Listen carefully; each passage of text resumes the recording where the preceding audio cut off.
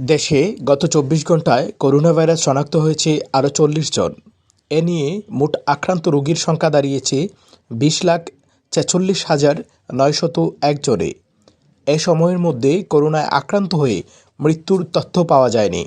আজ বৃহস্পতিবার স্বাস্থ্য অধিদপ্তর থেকে পাঠানো করোনা বিষয়ক নিয়মিত সংবাদ বিজ্ঞপ্তিতে এ তথ্য জানানো হয়েছে।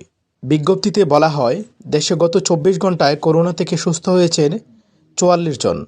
এ পর্যন্ত সুস্থ হয়েছে ২০,১৪,২৬৪ জন। গত ২৪ ঘণ্টায় ৪৩২ জনের করোনা ভাইরাসের নমুনা পরীক্ষা করা হয়। পরীক্ষার বিপরীতে শনাক্তের হার ৯.২৬%।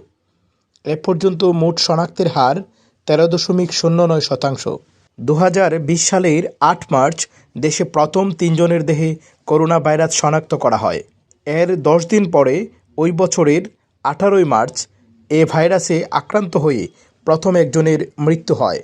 ২০২১ সালের ৫ ও ১০ আগস্ট দুদিন সর্বাধিক ২৬৪ জন করে মারা যায়। এখন পর্যন্ত মোট মৃত্যুর সংখ্যা ২৯,৪৮১ জন।